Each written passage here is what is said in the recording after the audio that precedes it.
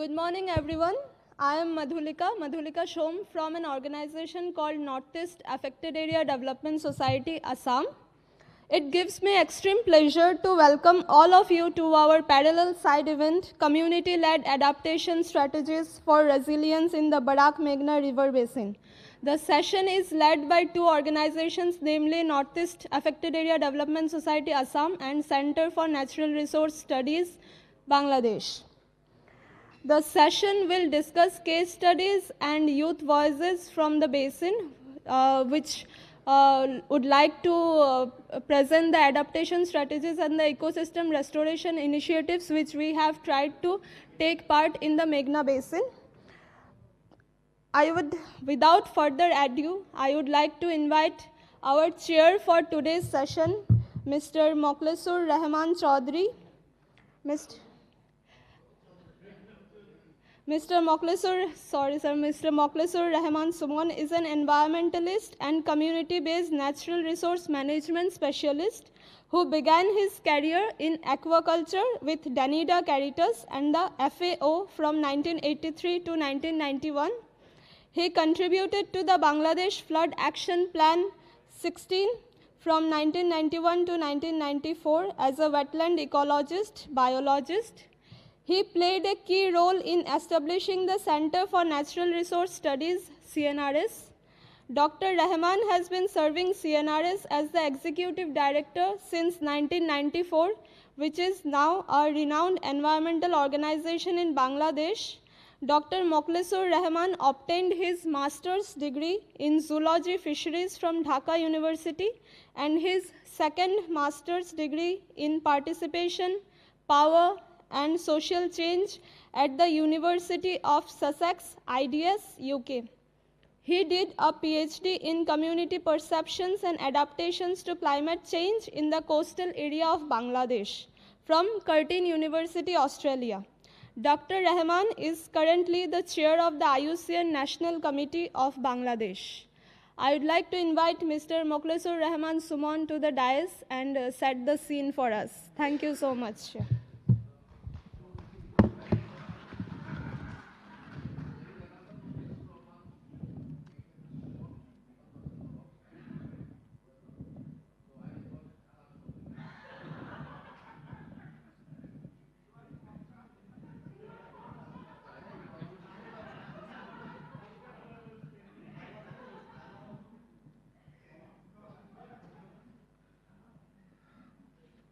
Well, we are already about 15 minutes late.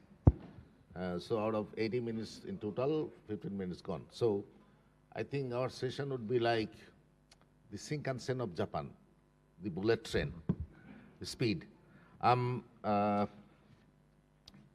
Madhulika said that, this session on community-led adaptation strategies for resilience in the Barak-Meghna Basin, which is actually led by three organizations, NEDS, CNRS, and Oxfam.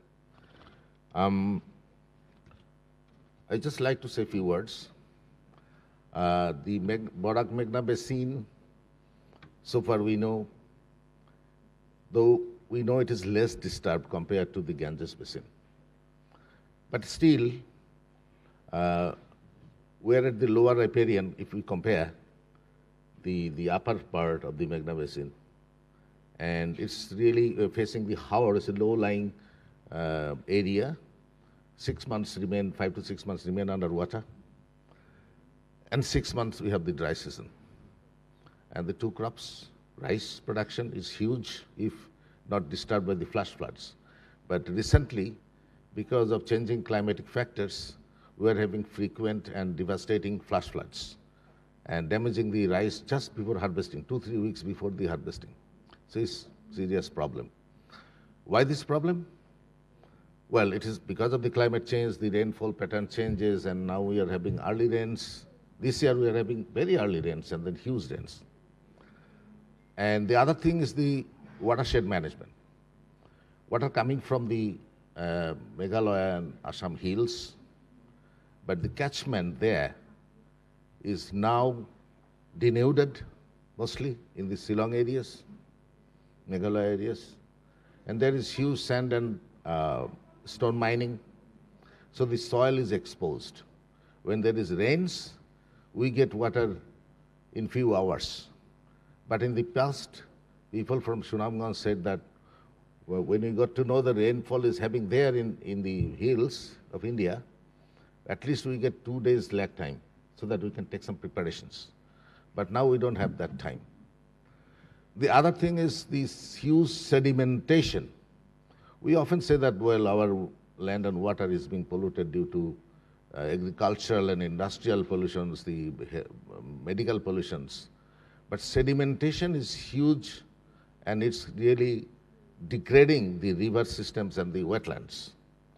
So how do we call the mother fisheries, as I said yesterday?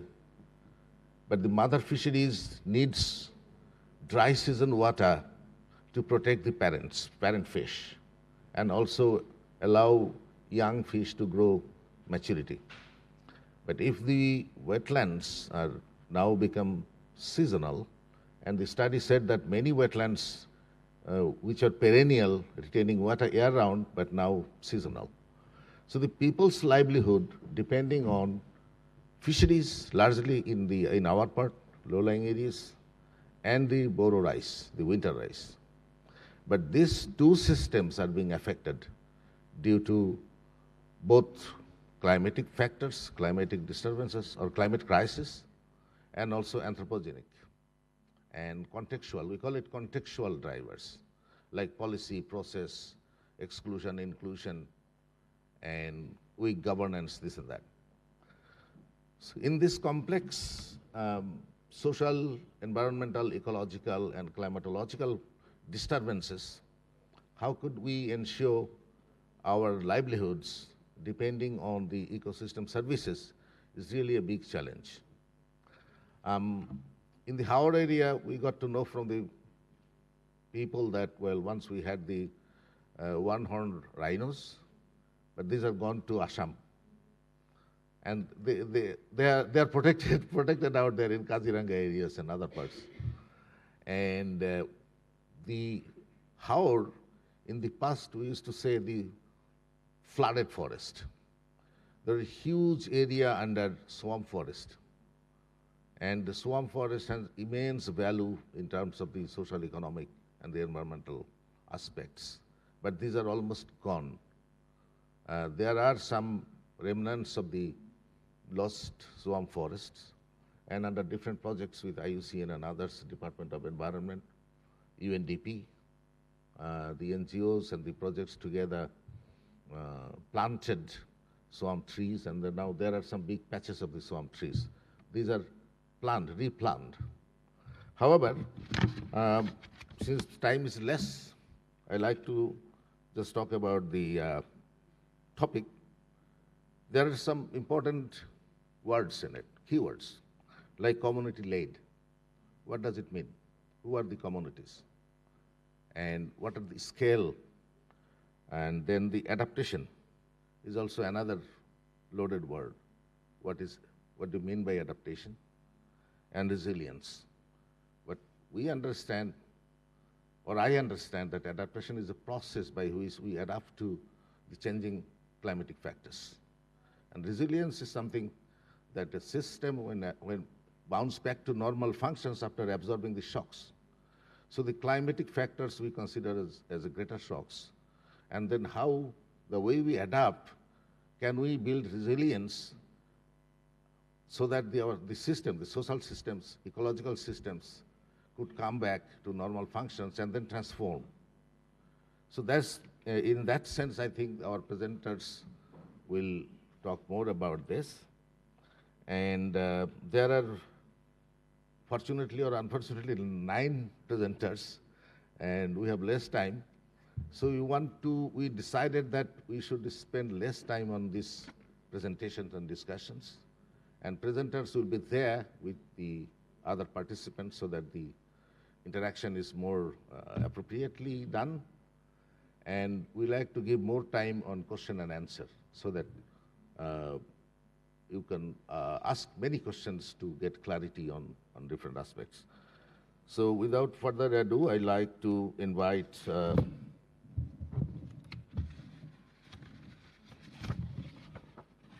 Mr. Sopon, Mr. Sopon, the last name is a bit critical. He is from Silchar, right?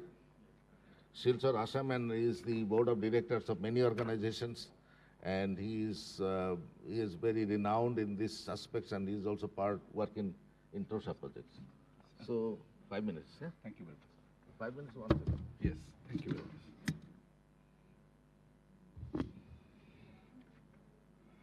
I had to come because of this. Otherwise, I'll prefer to be there. Actually, I'm not, though Shar introduced me as a director, but actually, I want to introduce myself as a farmer. Today, since there are a few minutes in hand, I'll just set the context. I see that in the villages, the traditional institutions are dying. And there are no institutions in the community which looks into economic aspects of the community. Whereas we have growing institutions, state, national, and internationally. But though the work has been happening across, hello? Can I help?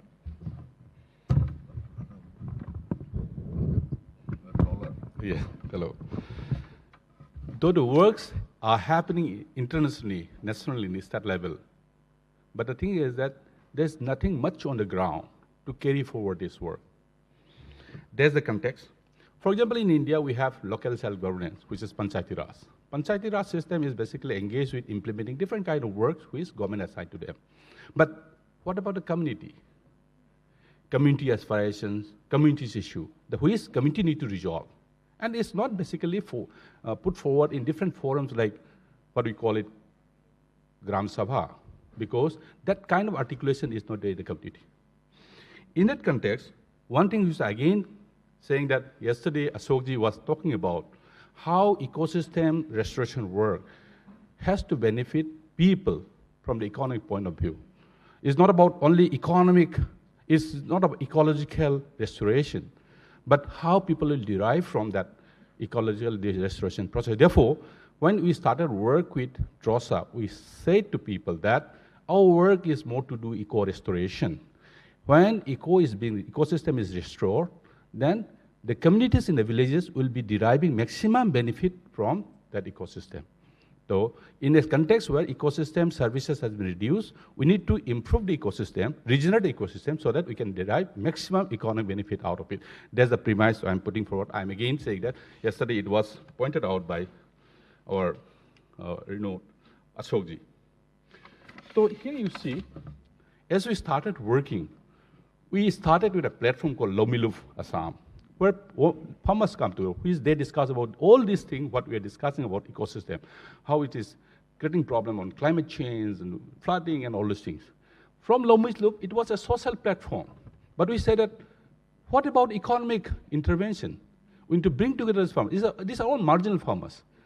So we say that we need to come up with one economic institution, which is Barak Dairy. It's a cooperative society.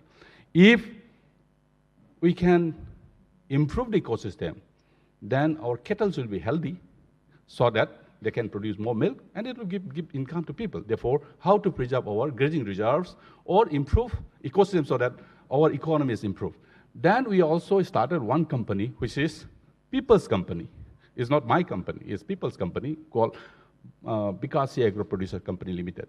That is for farmers. And Tareng is, again, is not a company, but it's an eco service group, which works mostly on the issue of agro-biodiversity. It's a women-led organization. And in the process, we come to realize that farmers are having lots of problems around getting credit. Therefore, we have created AMPEX. There's a primary cooperative credit society. Maybe somewhere, we may be thinking that, what's the connection? So our strategy, when we talk about community-led adaptation strategies for resilience in Barak-Meghna River Basin, we think that building community institutions to ensure adaptation strategies for resilience are in force. We may be having lots of words, lots of strategy, but who is going to implement? So building institutions is most important, and if those institutions can be connected through economic institutions or people, where these will be helping them to regenerate their income, maybe they'll be building up more of agro-entrepreneurs, or maybe in the form of agro-tourism or eco-tourism, or building up youth through eco-sport kind of thing. So we are trying to link all those. And we are also saying that these particular institutions has both aspects. They have social aspect, they have also have ecological aspect, at the same time they have economic aspect. So you see, we started work in 2019, institutions formed and piloted in these years. We have scaled up. Now we are thinking of breaking even in terms of income by 2025-26. You see, in this process, it's not about money. We have collaborated with so many institutions and organizations. So all these are helping in some way or other. It's not only about who have supported us. In the process, we are collaborating with so many institutions. And as I said, Barak-Dari last year turnover is about 25 lakh. We imagine this year will be 1 crore. And it'll go back to people, like, no? And because here grow last year 9 lakh. Tarang Agricultural Service Group is corpus is 1.5 lakh. Is biodiversity conservation, Singapore and PAX is recently started. In this whole process, we're having about 1,000 farmers are in it. That means every pie we earn, every profit we earn from this process will be going to the farmers. And that's how we can see there's a growing interest in the work we do. They see that if they're joining this journey, that will not only save their ecosystem, but also will benefit them in the long run. Thank you very much.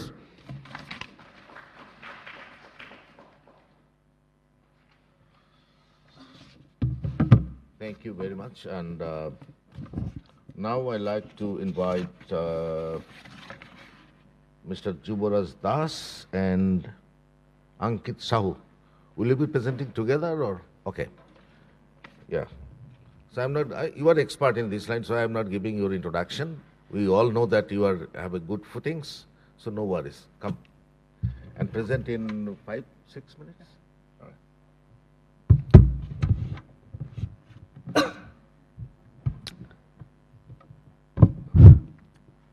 Good morning, everyone. I thank IUCN, AIT, SAO, and all the partner organizations present here for giving us this opportunity to present our work.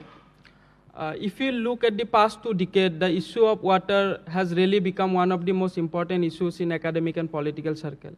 Water is seen impacting peace and security, people's livelihood, social, economic, political, and environmental security, insecurity of a country.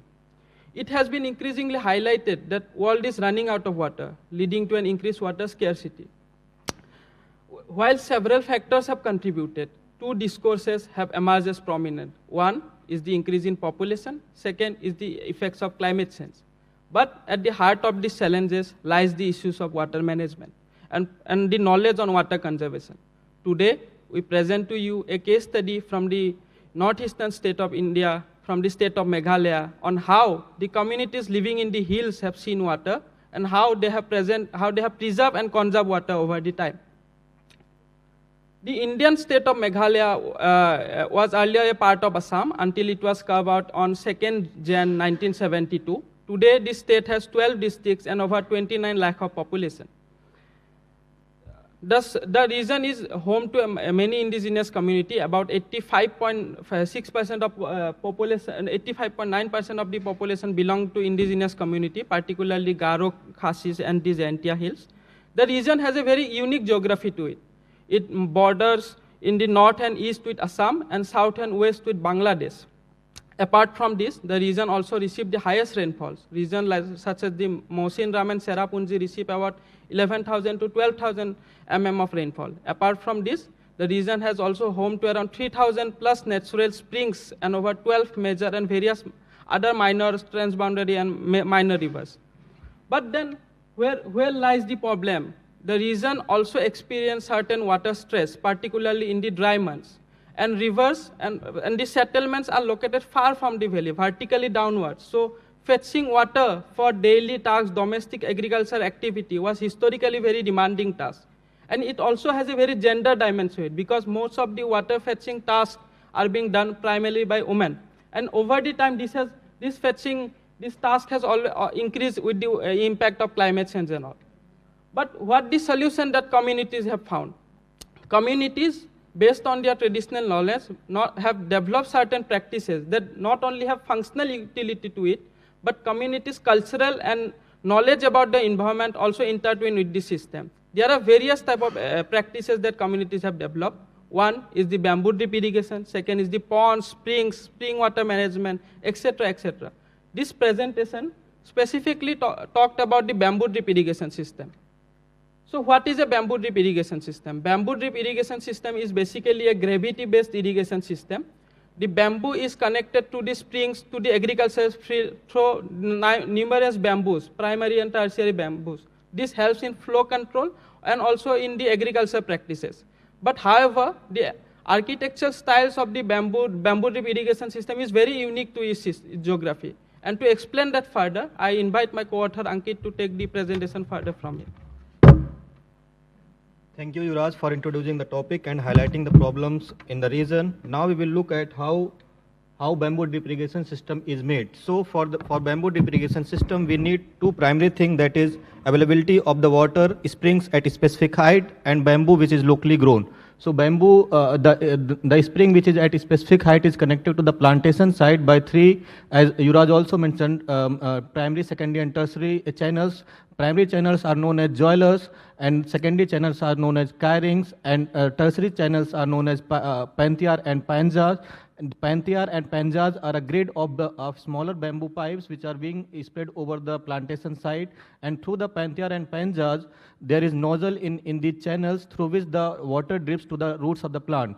Water at the plantation site nearly comes with the speed of nearly 18 to 20 liter per minute, whereas at the root it is dropping with the speed of 20 to 80 drop per minute.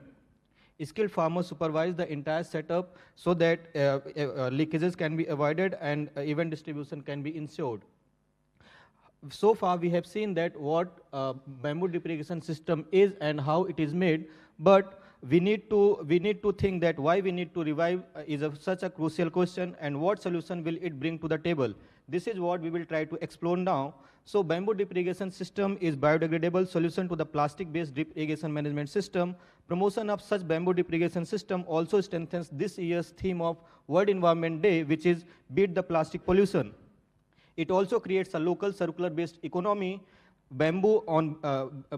Since bamboo is used in massive scale for this drip irrigation system, therefore bamboo drip irrigation requires a lot of bamboo as a raw material. Local consumption gives respite to the bamboo growers from selling to outside customers, which is environmental friendly and sustainable. BDIS promotion will lead to the preservation of the indigenous knowledge system, and it creates a space for social cohesion, as these practices are driven by collective approach. Strengthening BDIS system aligns with the idea of Gram Swaraj, which is being given by Mahatma Gandhi, which says that each villages should be independent. Such unique practices can also inspire authorities to build an agricultural heritage site, which can lead to village tourism. Despite having so many benefits, what are the challenges which are coming in its way? So, having so many challenges at the local level, we have pointed out some of the challenges, which are rationally driven development has marginalized the indigenous practices. Scientificity has been assumed the sole basis to determine the relevance of the knowledge system. It has led to the systematic exclusion of the oral histories from epistemic knowledge production. This region is also affected by climate change and change in rainfall patterns. Therefore, these indigenous practices are being gradually dying out. BDIS system is being replaced by pipe-based irrigation system, which is very cheaply available in the market. Dhruv Jyoti Ghosh has coined a term which is called cognitive apartheid, which says that there is systematic exclusion of the knowledge of the poor by the educated elites. This can also be seen in our case related to the bamboo drip irrigation system, when the state promote pipe-based drip irrigation system over more sustainable options such as BDIS. These epistemic injustices need to be undone. One way can be through pluralizing the knowledge without universalizing. So what next question is that why do we need to pluralize? Because pluralization means bringing the voices of the marginalized communities into the mainstream. because pluralization will bring universalization means one size fits all approach which does not go with the context specificity. Different regions and different communities have different adaptive potentials where one size fits all approach is not advisable. Context specificity requires the understanding of local geology and geography, which broadens the actual requirement of particular region. And next question which arises that how can we pluralize? To strengthen the indigenous practices, we need to strengthen the local indigenous institutions, and one of such institutions is Darbar system of Meghalaya, which is very much found in the Jaintia Hills as well. Darbar system is traditional village or community level council that plays a crucial role in the governance and social organization of tribal communities. Second measure can be promotion of civil society organization such as integrated village cooperatives, particularly in the Jaintia Hills, which have a large network basis. Therefore, they can be made stakeholders in the promotion of bamboo drip irrigation system revival. There is need to understand the importance of context specificity in the government projects such as Jal Jeevan Mission. The best case scenario would be that nature-based solutions are being incorporated into the government policies and civil society organization. So I'm so sorry, sir, for extending our time limit. And once again, I would like to extend our heartfelt gratitude to all organizations, IUCN, SAU, AIT, and other NEEDs for giving us this opportunity to present our case study. We would be happily welcoming any question from the audience side. Thank you very much. Thank you very much. And then I think it is this presentation is unique, and then aligned with the session theme like community stewardship for ecosystem restoration. And I asked my colleague Nadim to have chat with them to know more about the bamboo-based irrigation system, because we have a project with SDC in Cox's Bazar where there's a huge bamboo crisis because Rohingya camps consumed 80 million bamboo so far, and then we are now propagating bamboos and then building awareness among the communities too. But this, drip irrigation system is indigenous, biodegradable, I think would be very useful for us. Now I'd like to ask Moina and Nadim Ador, Moina from Oxfam and Nadim from CNRS. Moina started her career with CNRS and worked for many years, and then after that she lost and found in Oxfam. And she is now playing a very crucial role in TROSHA, in from designing to implementation, monitoring and guiding. Nadim is basically probably engineer by training, but now he's AMLET, doing a lot of things. In our system, people join and then they do a lot of things. So we actually try to build their careers. So I welcome you to come and then make your presentation in 6 minutes time. I guess you will maintain the time. Thank you.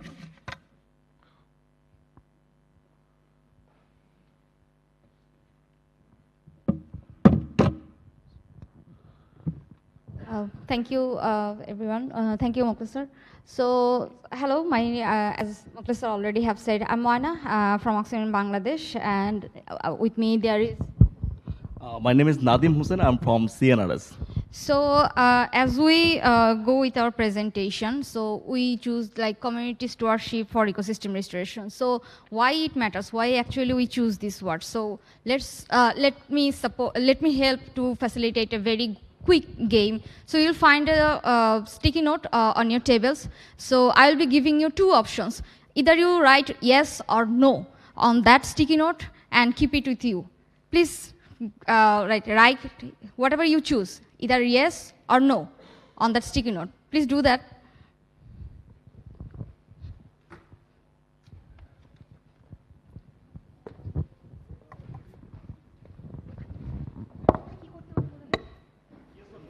Yes or no? Please write yes or no. Or no. You have to write yes based or no. on this question. And keep that post-it note with you. We are not giving any question right now, just the answers. Yeah.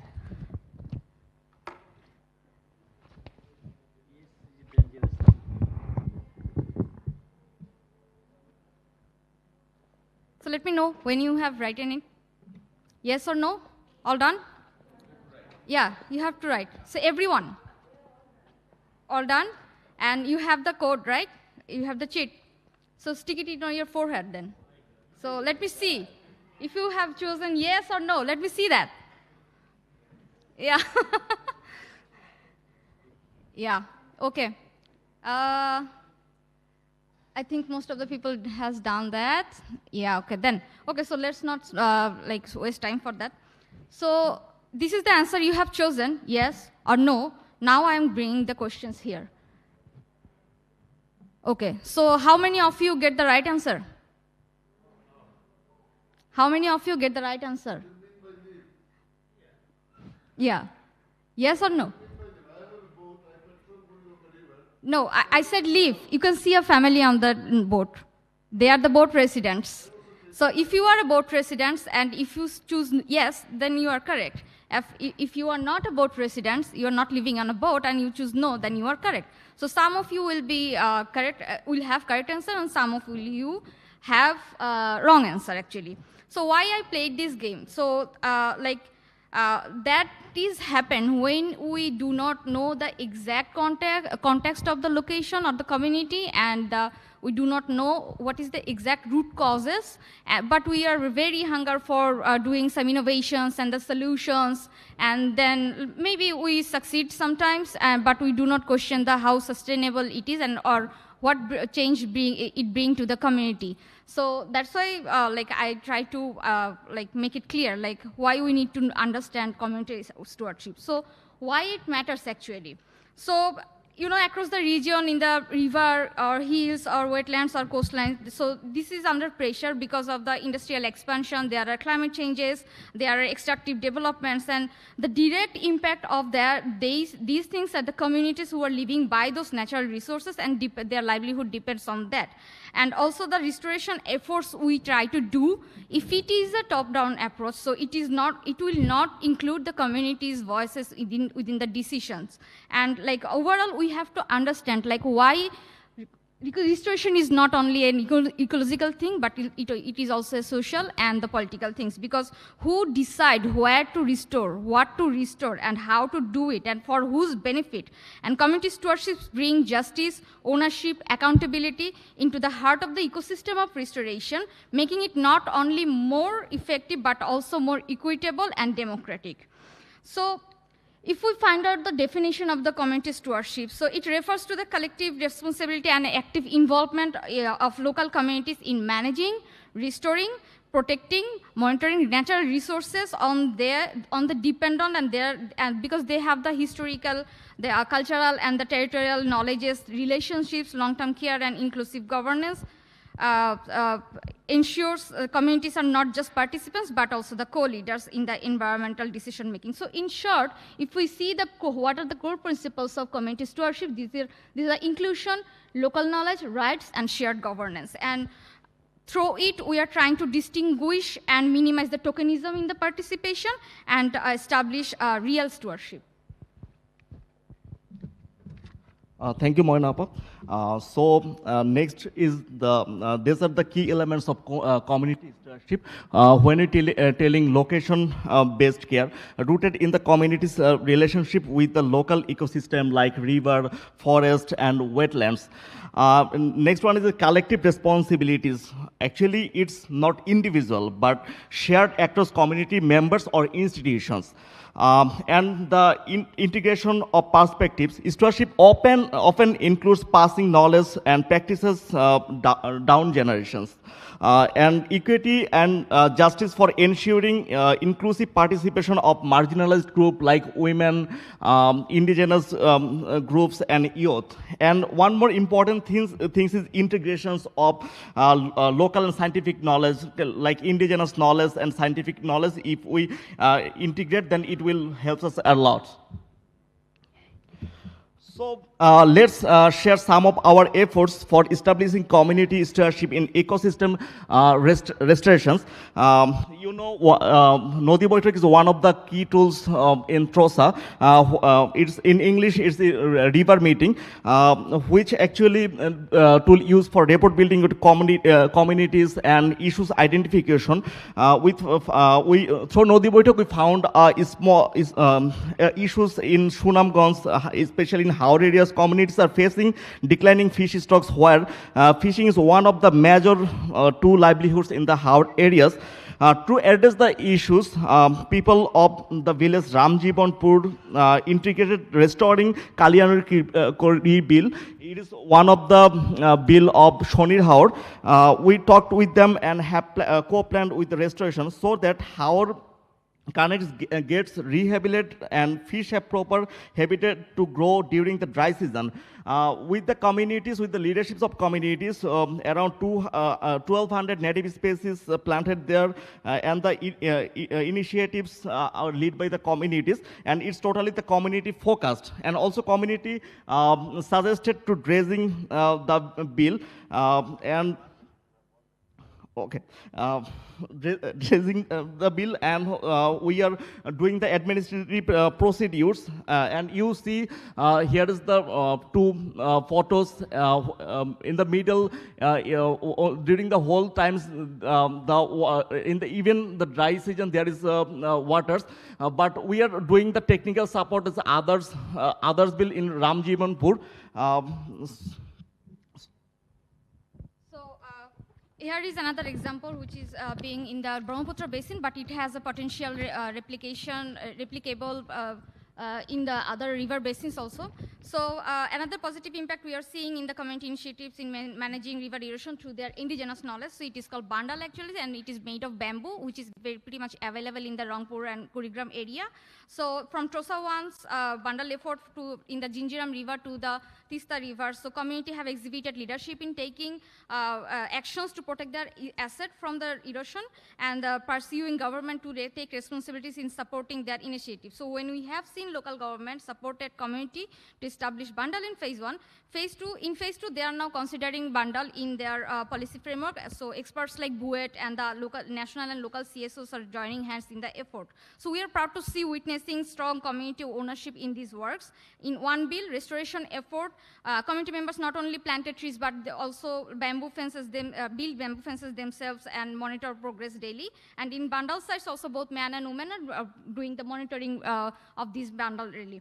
So why community stewardship actually works? Because, you know, like river and wetland communities in Bangladesh have generational knowledge of water flow, fish migration, seasonal changes like that.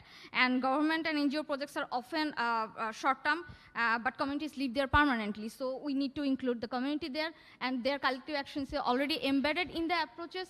And like there might be some governance gaps within the locations where it is hard to reach, and so community stewardship can come and fill in that gaps, and then there are flexibility and innovation in the design and findings. So these are the barrier and gaps. I will not explain it because I think we all understand it, and we have a lesser time for that. So these are the opportunities for the regional cooperation we have seen and collected throughout the discussions and like discussing with the other stakeholders there. So this is our presentation for now. So thank you so much.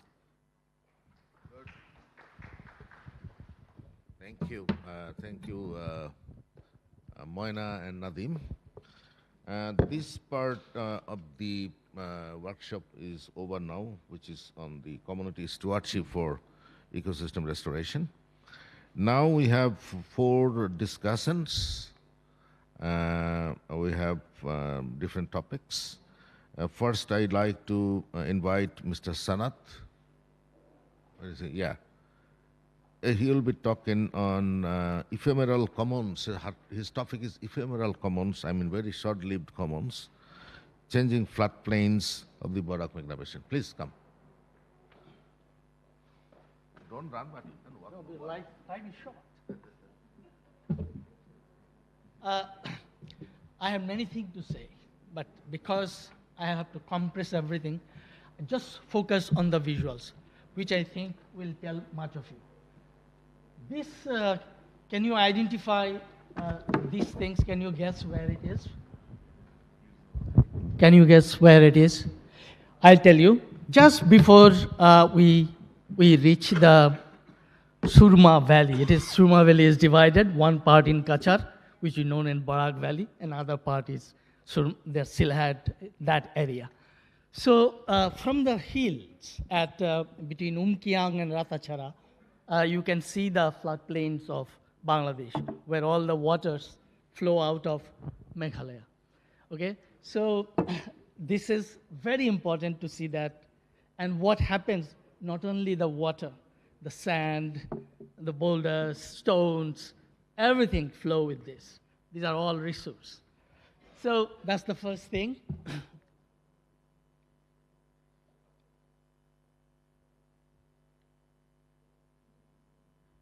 This is, as soon as you come down, then you find it is the last point, it's the Karimganj, that is in Barak Valley side. That is the floodplain, and you see how many actors present in that. How many kind of activities are there in that place. That itself, you see that just simple wetland, okay, it engages how many different people in that kind of platform. Because we are now trying to find out that adaptation for who we are seeking. These strategies, we cannot make any strategy unless we know what is there, what is where. So that's the reason we are putting it in this slide.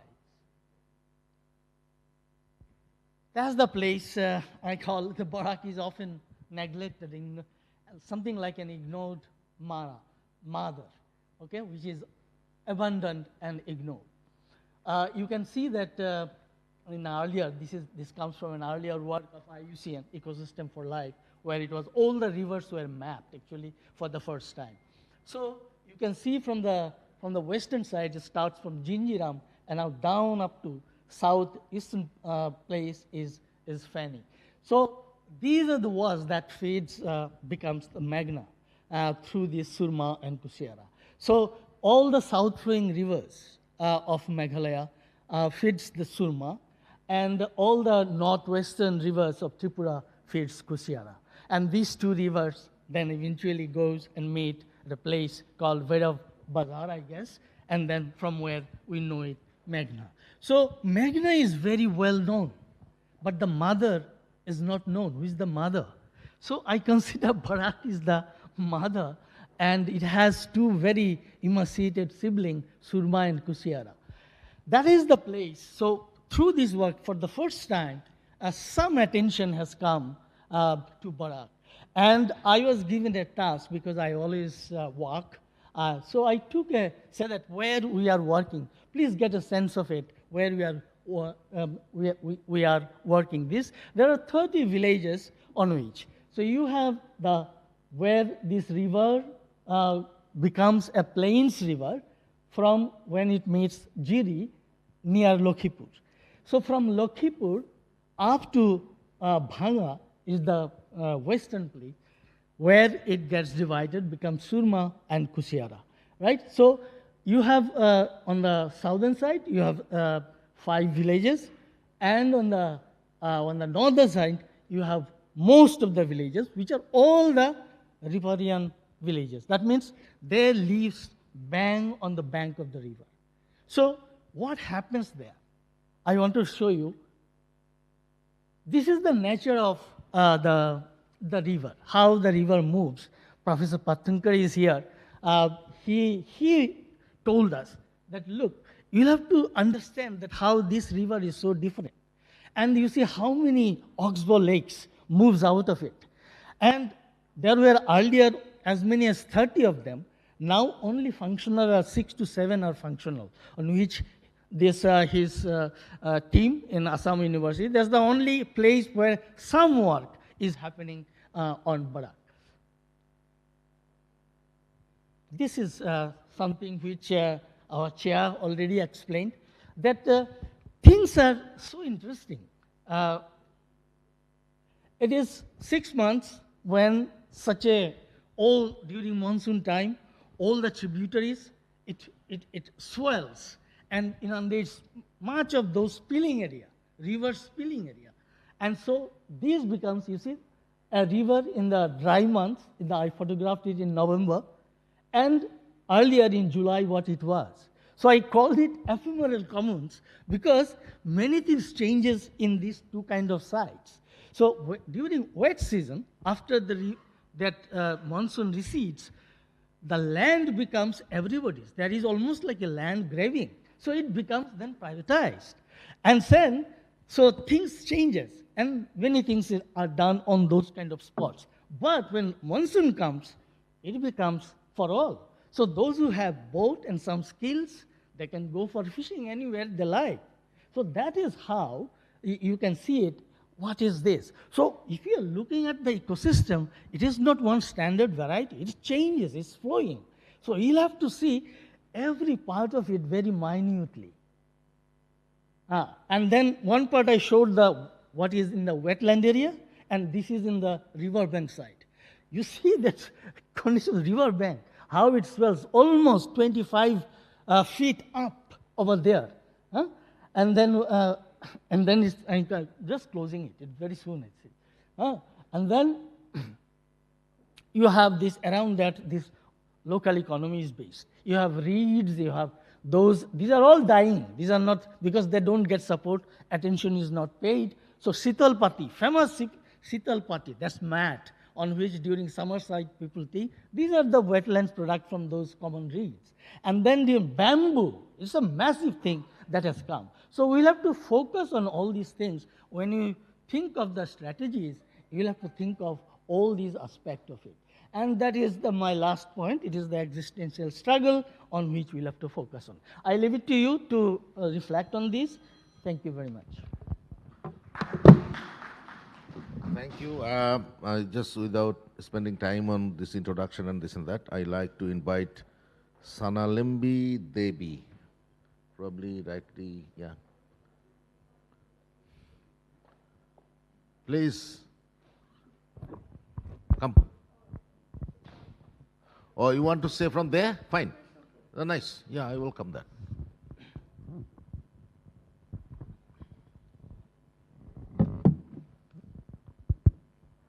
Thank you very much. Since there is a time constraint, I'll directly come to cut down my presentation. Thank you very much. Soponda already has covered some of the points that I really wanted to share. My topic was community-led ecosystem restoration. So he already shared about my first, what I wanted to tell, how community own process is very important. So he already shared how communications are important before going for any kind of action. So I just want to give two examples of community-led ecosystem restoration. It is not restored yet, so I would say that community-led ecosystem restoration process, we are still in the process. So this one is conservation and protection of wetland, especially focus on Rupai Valley Anua and Chiri Anua, and conservation and protection of agro-biodiversity to regenerative farming. These two things are one community belonging to Sunai and Binakandi block area, they are under process. And these are farmer community. This Rupaibari Anua and Chiri Anua is, at one point of time, it was a life of this community. But with the progress, with the development, with many regions, this Anua is no more, almost is very degraded, and people are not able to get the services anymore. And these Anuas are full of sin, and nearby area is affected with that. Agrobiodiversity, forest diversity also affected with that. So the community now has realized that this Anua, the first thing they were enjoying from the Anua is the water, then fishes. The water thing is solved because the government public supply, PHEs are all available. Because of that, they were not feeling, when the water connections arrive at home, they feel it's very good. Then they left the ANUA thing. But slowly when ANUA is creating problem, because water supply thing also coming from ANUA, and they are getting the contaminated water at home. Now the community has come up for the restoration of this ANUA and nearby agro-biodiversity. And what they are taking is there are many institutions are formed, and it is not in one day that we went and we had meeting and informed the ANUA protection community. It is throughout the 2-3 years of conversation, discussions among the youth, among the leaders, elderly persons, and some of the studies. In this process, we have involved many of the organizations, universities, experts, so that the path is smooth with all expertise. But everything decision is coming from the root, from the community. Thus, the community has now, after the initiative of community, many agencies has come to support us, like IUCN, Oxfam, Assam University, with their expertise. They are sending their fellows there to do the research work, which the community are not well equipped to get a scientific research on that. So this is one process we are doing in ANUA. And one more thing is that all these initiatives are voluntarily taken by the community. They are not paid. And they are welcoming other people to do the researches. They are opening their doors for research, the academy. And for the agro-biodiversity conservation of seas and all, basically the Tareng women group was taking the lead. They were thinking that since it's a community-led program, how we can, what they are doing is that we all understood that indigenous seas are vanishing from our plate. So they are thinking that where to complain, how to go ahead. So this women group have decided that let's do listing of these seas first. So they they decided that let's do a documentation of this listing for 3 years. So all seasonally, they from their mobile, they click their photos of the seas. And they're repeating it. This is one book that we have compiled, which really hardly costs anything. For the printing purpose, some of the organization help for one quiz by 1,000 or 2,000 rupees.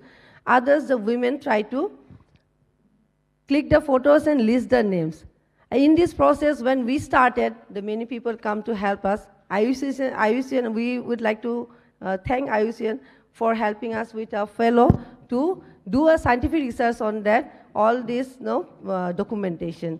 And this women group is also trying to regenerate the lost varieties of seeds.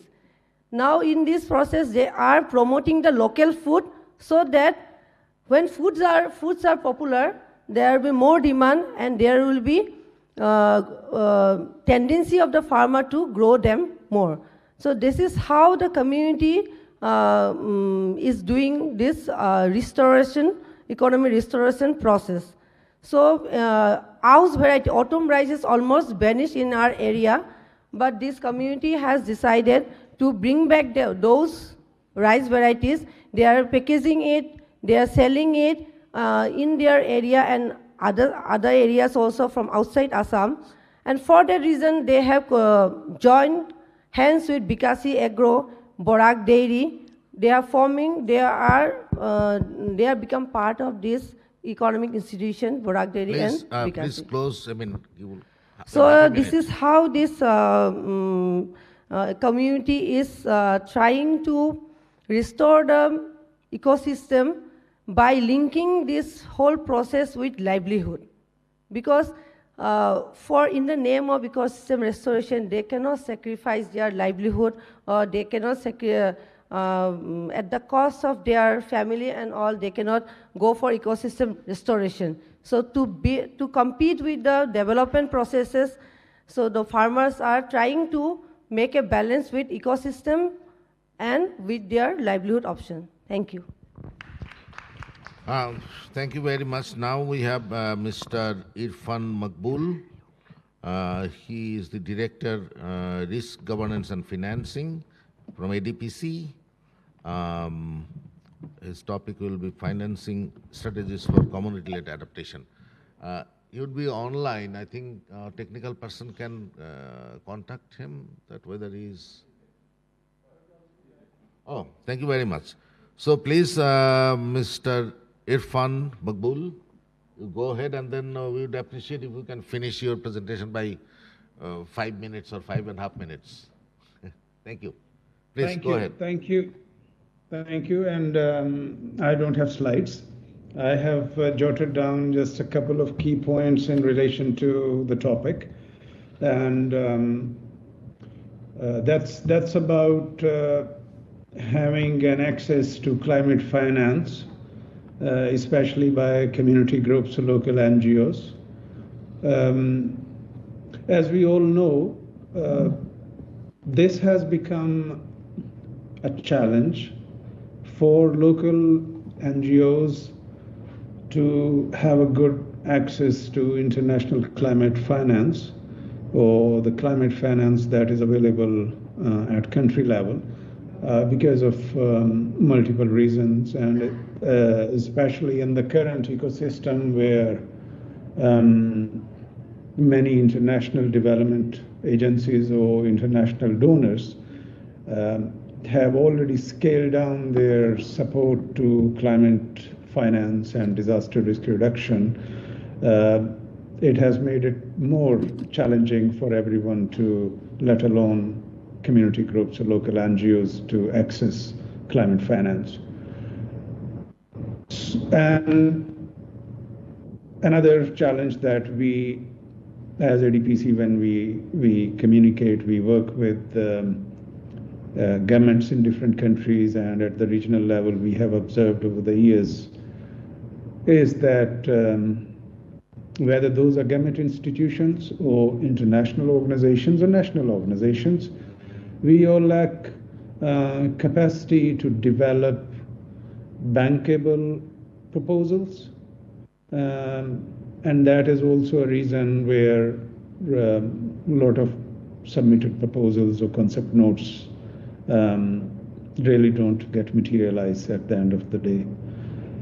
There is a significant lack of required capacities in terms of writing quality proposals, meeting the eligibility criteria of different donors, and of course the financial management systems and other paperwork. Similarly, if we look at the key global adaptation funds, climate finance funds, there are 3-4 key avenues that we generally try to reach out to. For example, one is the GCF, and then we have Adaptation Fund, and then we have JEF, and there are a couple of others key global climate funds. But the problem is that their processes are so cumbersome, so complex, that it is not really possible for a number of national organizations or even international organizations to get accreditations and then access funds. So this is another challenge. We do have climate funds available, but we don't meet the criteria, we don't have accreditation. So in all this, then, what are the options that we can possibly explore? And I have one key suggestion based on our experience, that many of you sitting in the room, and I'm really happy that a number of young professionals have entered this field, and they are talking about different interventions at the community level. And I'm sure they will lead it from the front and will make things work. So as we all remember, we used to create national level humanitarian forums, and that's where then the international NGOs, the local NGOs, and in some cases community organizations would become part of those networks. And if there was any disasters or emergency, then those humanitarian networks would be activated to respond to such emergencies. And that's where then the local organizations or community organizations or local NGOs or civil society organizations, they would have an access to finances to respond to those emergencies. Now, when we talk about climate finance, I think this could be one of the models and mechanism that we try to revive, or we try to create those networks that have international organizations, national NGOs, and then local NGOs, community level NGOs. Because unless that happens, it would remain a massive challenge for local organizations or community groups to access finance for climate adaptation. And when those networks have accredited agencies and they have partners, and partners such as national and local NGOs, that's where then I guess we would have this opportunity of for the local organizations to get access to the climate. You have only 60 seconds. So that's my main takeaway, and I hope that the people sitting in the room may be discussing it further. Thank you. Well, thank you very much. Now, we discussed probably yesterday that the financing, accessing the funds from the global arena is very difficult. We experienced that. However, now I like to invite Dr. Afsana Parveen Shahid. She is from Fisheries and Marine, as Assistant Professor, Fisheries and Marine Science Department, Noakhali University, Bangladesh, talking about fisheries management in Meghna River Basin. Please, do come in 6 minutes.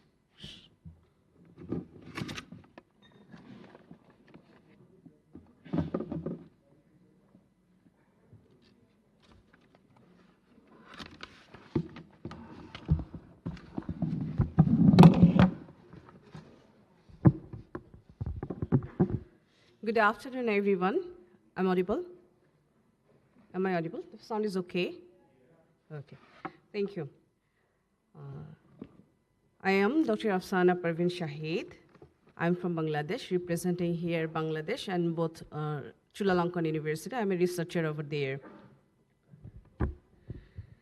So today I will talk about the community engagement in sustainable Meghna fisheries resource management. It's important to know the policy gaps and role of local participation, why local participation is important in policy making, and if not, then what happened over there. So Meghna River Basin is one of the largest river basin and richest fisheries zone in Bangladesh. Many more livelihoods are dependent on this, and particularly through hillshore fisheries, they are dependent for their livelihoods, but due to the overfishing, habitat destruction, and climate variability, also the ineffective policy implementation makes the scenarios more vulnerable to the fisheries communities and fisheries resource management. So we are talking about that why community engagement, but why community engagement is important in policy makings? Because community engagement brings local knowledges, ownership and compliances, social monitoring. The community can monitor the implemented projects and bring the achievable results, what the policy wants, and then adaptive governance. Community involvement allows policy to evolve in response to changing ground realities. What actually remains in ground realities, what's the need, and what kind of policies they require in that certain areas. It's important, and they can provide you that local knowledge that we call local indigenous knowledge. And actually, so is there any existing policy there? Yes, there are a lot of existing policies. So, and what are the results we get from that existing policies? There are national fisheries policies over there. That main provisions of that policies is that sustainable exploitations. But here, co-management also the provision, but the things that community is absent here. And hillshore fisheries management action plan that brings the seasonal fishing bans and hillshore sanctuaries. But here, the community has involvement in some places, but not, you can say that not every parts of Meghna, that community is strongly engaged and bringing the collective actions for our sustainable fisheries resources. And there are another policy measures we get, the compensation scheme, that's we call that vulnerable group feeding facilities, that the livelihoods support during the ban, but still the support is not appropriate, is not sufficient for them. I think the policy, when the policy implemented, it's not discussed with the local community, local people, that what they need and how they can sustain during the banning period. So this is the gap that we have in these policies. And another is this licensing and gear restrictions. So there is no certain discussion with the community that what kind of gears they're using and what should be the mesh size of that fishing gear, so that the targeted fish species can be survived and the fishermen life will not be hampered, as their main livelihoods is fishing. So when we get the policy gaps, what we identify, that this is very top-down decision making and ineffective compensation mechanisms, poor monitoring and enforcement, weak institutional coordinations. We are lucky here that here we are, from ministry we have people, from government we have people, from different NGOs, INGOs we have people listening from us. And we are very happy that from Bangladesh government, Deputy Secretary, Ministry of Water, Environment and Climate Change here, and Department of Fisheries from Bangladesh is here. So they listen from us that what are the policy gaps there, and they can bring that knowledge to the ministry and incorporate that gaps and what is necessity from the ground, they can bring that to theirs. And community engagement in addressing policy gaps. So there are lack of trust and compliances. And data inaccuracy is over there. Actually, we don't have like real data or ground level data that local fishers can provide. Actually, the local fishers can give the data, but if we don't go that fishermen, they cannot give you the history of the fishing in that area, the accurate data, catch data, or spawning grounds, or spawning trends over there. The enforcement failure is obviously over there when community-based surveillance is not there, and peer pressure helps to regulate that things. So we are talking about the policy gaps, but is there any success that the policy incorporate in that area, failure of the policy and the success of the policy when community engage? So yes, we can say that there is a Hakaluki Haud project. At the beginning, there was no community engagement. But later, when community take participation in that year, that we call the community-based fisheries resource management, it becomes successful, and fishers actively participated in rule setting and habitat conservation. And Ecofish BD project, there is another project that is in Meghna River, and co-management for hillshore sanctuaries. And for the success of this hillshore fisheries, it's not the success only for the hillshore fisheries. So from the research and from the other scientific database, we can see that Meghna River is full of fisheries resources. There are diversity of fish species. So when we are protecting the hillshore fish, the juvenile hillshore, Then what is happening over there? The pangas, another species, another kind of catfish. The river pangas is growing, and insufficiently we didn't get it before, but when we are conserving the hill share, the pangas is available here. Thank you. So for fisheries policy, we think that we have to incorporate some theories also. When the planners do the planning, and there should be some co-management in the co-management theories. There should be some socio-ecological system theories. There may be Ostrom theories could be engaged. And from these policy gaps, we want to have some kind of policy recommendation also. The fisheries policy, existing fisheries policies should be revised. Then expand and digitize the VZF program, scale up co-management pilots, gender inclusive policy diagram, as women will be empowered, the community will be empowered, there will be that, fisheries governance will be empowered, and the sustainable fisheries resource management, sustainable livelihood will be ensured. And at the last, I would like to say that there are some kind of, Bangladesh has some promise for SDG goals that would be met up by 2030. So by reducing the policy gaps and implementations and engaging the community, we can reduce the gap and in embedding global targets into local realities. In the Meghna River Basin, we always say that engaging fishers, stakeholders at every level decision making, it's not only essential, it must be for sustainable fisheries governance, but also a practical pathway for achieving Bangladesh's commitment to the SDGs. Thank you so much. Thank you so much for listening me, and thank you so much, CNRS, for giving me the opportunity to be here. Thank you, sir. You're welcome.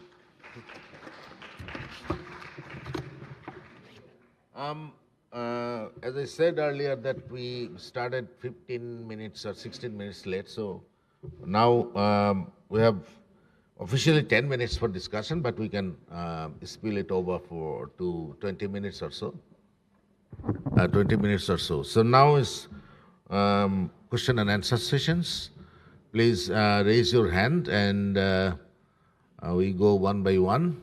And it has to be precise, key question, what you want to ask.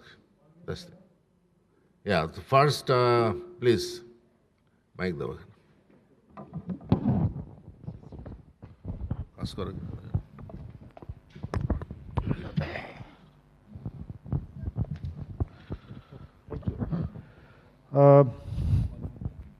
From the all presentation, I learned a lot, and there are a number of issues already shared, and therefore thanks all for sharing very important some issues. One thing actually need to clarify, that is environmental degradation, community engagement to restore the environment or to protect, to stop the environmental degradation. That is actually not all issue, because not issue created by the community, the issue created by the other people and other factor, and they are more powerful. How community can actually play the good role. Number two, community, same thing, same question about the community-led river management, when the land management controlling by the government and other wetland and many things managing by the government, by the law and by the policy, by the structure. Number three is engaging local government. Is there any local government in Bangladesh, India, or it is extended part of central government? We need to actually clarify and rethink about the concept of local government, what we mean. River morphology is very important to understand the river management. In the name of river management, sometimes we are proposing state-led or water development board-led amendment or community-led amendment. Is it right way to manage, or it is entry of river morphology system? Agriculture, biodiversity, definitely very important thing, And one thing I need to clarify, that first impact is not the actually community. Sometimes first impact also me, who are living in capital city. Think about the fisheries and rice. If the rice grows less, then I will be suffer. The price rate, but community people will be less suffer. So that when I am talking, the community will first suffer. That means I am saying community, you have to respond first. Practically, I have to respond first because most of cases, I am or we are. Well, you have long list of questions, so. Yeah. No, I'll finish within a minute. Okay, thank you. So yeah, now. Sir, So can I let's get some more questions or. Oh, yeah, sure. Yeah, Can I? please. Yeah, this is not just question, just a suggestion to what Mr. Shonath and Sonalambi was talking about. Mr. Shonath in his presentation highlighted about 7 oxbow lakes in the plain areas of River Barak. Now these 7 oxbow lakes are unique to this Barak, which my suggestion or what I like to request to this august body is that can something be initiated, because these are the very unique features in the River Barak before bifurcation into Surma and Kushiara, after coming down from hills of Manipur.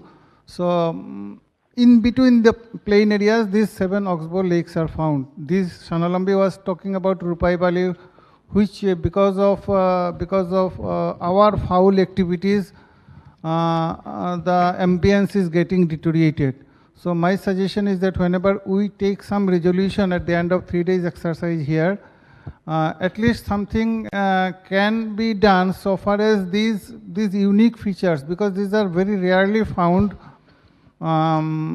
This oxbow lakes, the meandering is maximum in River Barak.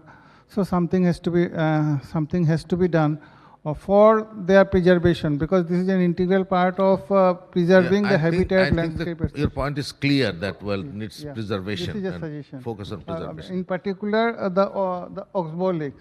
Okay, yeah, Okay. fine, thanks. Now, yeah, please. Sir, I have a question for Irfanji. My question is regarding about the bankable products.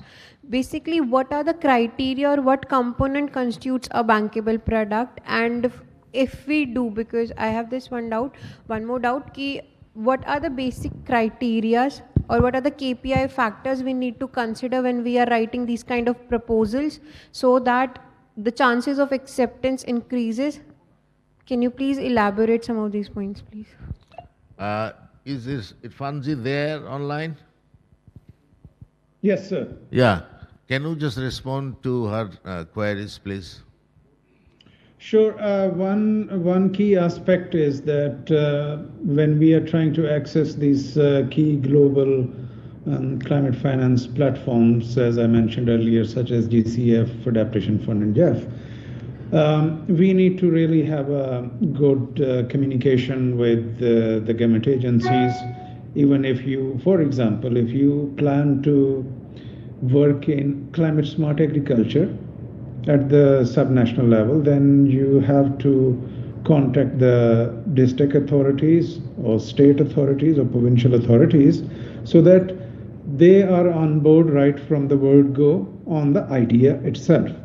So once you have their endorsement or their written verification that yes, this idea, this aligns with our provincial, state or national priorities on climate resilience, and we want these organizations to help us do the project. And that is the starting point. If you have done that, then the other steps that will follow will make it easier to get to the finish line. So, but otherwise, there are many different things for each donor that we have to keep in mind when preparing different proposals. Thank you. Sir, just one more. What are the bankable products you mentioned? That there's a lack of a bankable products proposal. So can you please elaborate these bankable products? Because there are some services, there's something which is done for the community livelihood, and there's something just done for upliftment. For example, if you take as the wetland conservation or something, these are the post credits which we get. These are the something which have an over a time period you get the impact seen. So how do we voucher the bankable product? Because you said the main reason of the rejections of the application was a bankable product. Can you just elaborate that? What is this bankable product we are talking about? So it's bankable projects, not products. And bankable projects means that if you are, for example, preparing and submitting a proposal to donor A, you have to be very clear and understand what the donor's strategy is, what kind of funding is available for what work, and then your idea has to align with the donor's priority, and at the same time it has to have a backup evidence that there is a gap, it hasn't filled by anyone yet, and that needs to be addressed. So it depends on which donor you are going to and how you are defining your idea. And now all the donors, almost all the donors, with the exception of a few, they want us, whether we are a national NGO or local NGO, internet, they want us to have a clear endorsement of a government or relevant government agency. So it works both ways. You have to align things with the donors' priorities and strategies, and at the same time, it has to link with the government's national agenda. Thank you.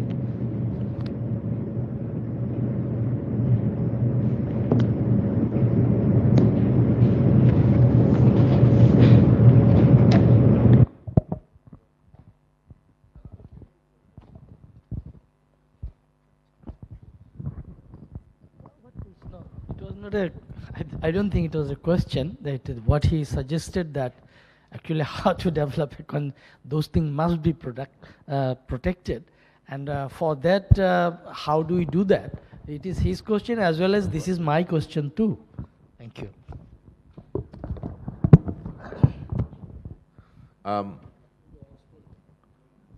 Now I'm drawing attention of Salambi. Yeah, please. The oxbow protection, one is that policy level change is also very much required.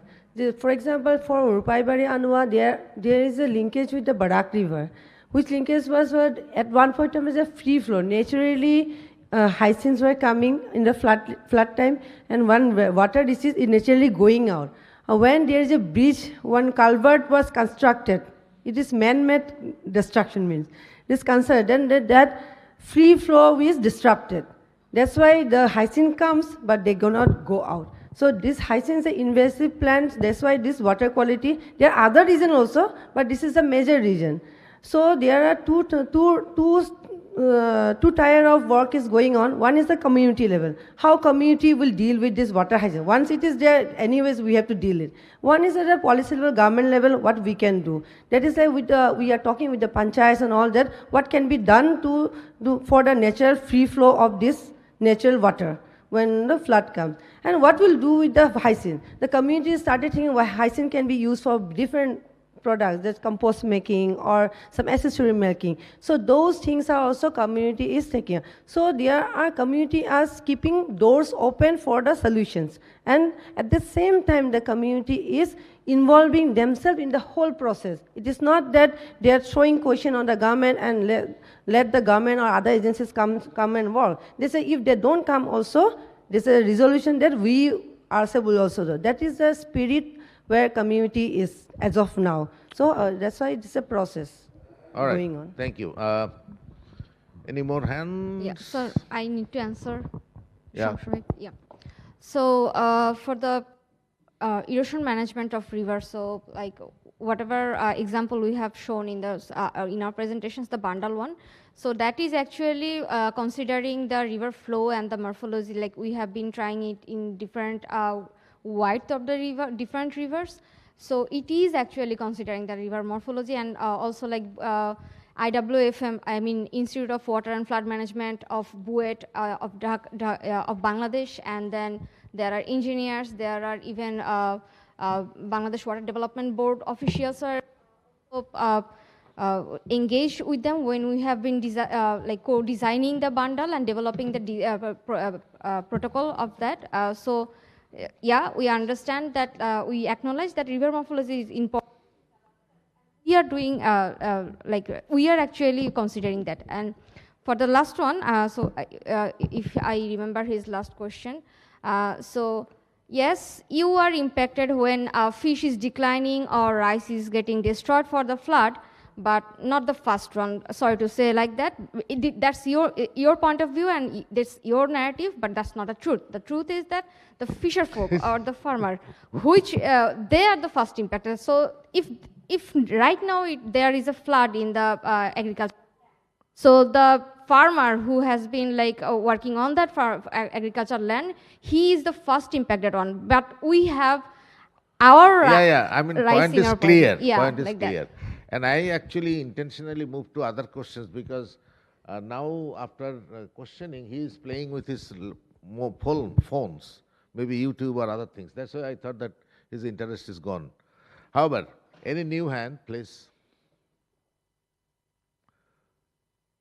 We have enough time for question and answer. So people are hungry or angry? Yeah, but well, we started about six minutes. However, so if there is no hand, then I should say a few words and conclude. All right. So there are lots of points discussed, issues are discussed. I think Shopanda talked about community institutions, collective actions, and community rights. He focused on the institutions, and institutions should play the role of local area management.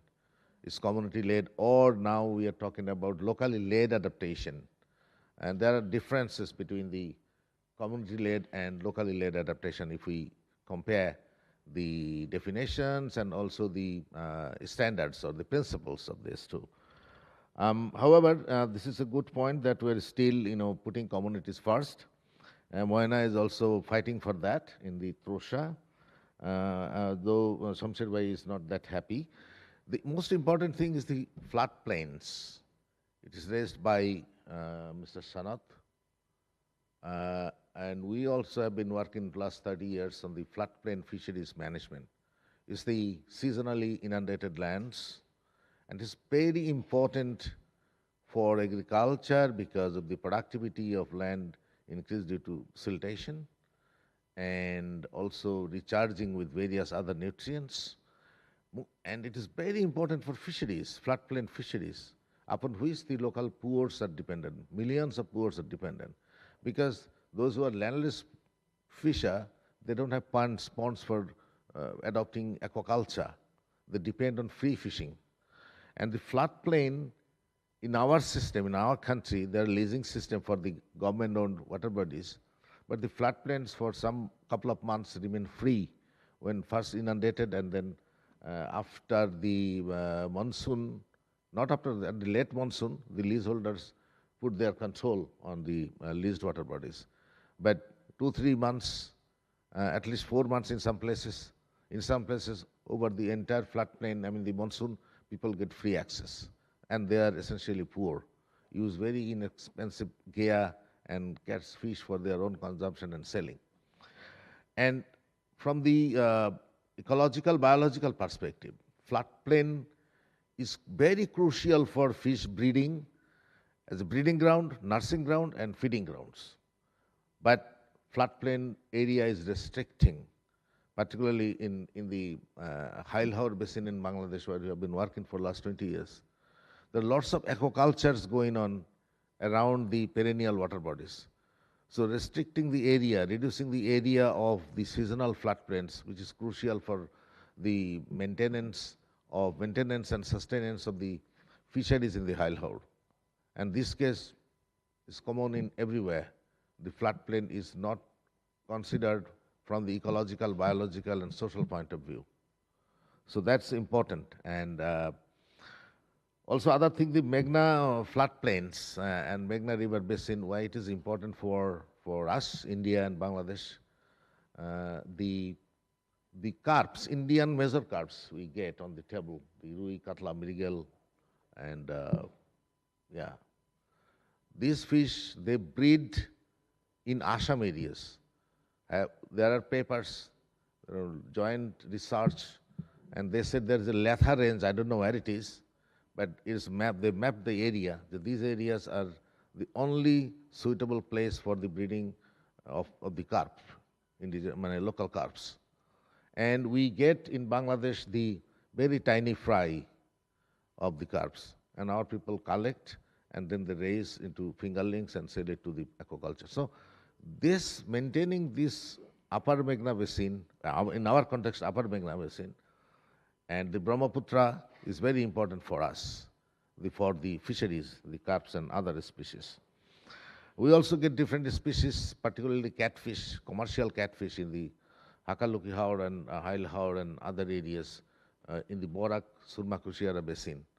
And these are very important commercial species and very costly species now. We cannot buy because of the high price. And most of the fish, these fish go to London and other European American countries. So maintaining the ecosystems, not that we get only talk about the water and disaster and other things, but also need to think about the robust fisheries in the greater Meghna Basin. The floodplains, as he said, that rightly said, we say the privatization of common pool resources. This is very unfortunate that the common pool resource system in our, the government system, this word is not there. What is common pool? So, but the common pool resource is very important for the social and ecological point of view that needs to be understood clearly, and then we need to protect the remaining common pool resources in Bangladesh. Moina, they talked about, the experience they gained from the field interventions, and the word said from victims to fighters, or the stewards, is very important. That is a very loaded information. How could we make that? The indigenous technologies, the bamboo-based individual is very interesting, and then maybe we can be benefited. This is a knowledge sharing between the countries in the Meghna Basin, and hopefully we would be benefiting of this thing. So I think most of the points that I tried to cover. One thing is that, our papers or the works presented largely on the technical aspects of adaptation or mitigation or livelihoods, the technical aspects. What we experienced in Bangladesh over the last 30 years, that justice and governance is very important. It's very, very important to sustain the good practices that we demonstrate under the project conditions. There are many good things that we demonstrated that work better, that benefits the communities largely, benefits the ecosystems, the economy, but after phasing out of the projects, again all these go back to the normal bureaucratic systems. And that is really very frustrating thing, that how could we ensure the sustainability of the good practices we demonstrate during the project period. So while discussing this under a US aid project called March, about 20 years back or 15 years back, that the project and donor agreed that a good amount of money we put in the bank, the accounts managed by the sub-district officials and also the district officials, and the interest of this, a part of not the whole interest, the part of the interest will be used to maintain these good practices by the government officials along with the communities. So that if there is no funding, there should be no problem, because that money was sufficient enough for field visits, conducting trainings and awareness, and providing small support to maintain whether it is a forest or wetland management. Like for the wetland management, sanctuary establishment needs some funds. So all these are there. But unfortunately, that also didn't work well. So when the government officials said that, the lack of funds is a problem, that we cannot go visit and train and organize all these things, When fund was given, even that didn't work well. We have the experience in mass projects, and Arif Faisal definitely has experience in the CWBMP in Hakaloki Haur. So we need to find out a mechanism. So what is the way out? That I now think that, well, it is pressure from the communities. That's the only thing. And if they get pressures from the communities and they come up with they should be informed and trained and oriented. And we now call it capacity bridging, not capacity development. Everybody has agency power within themselves.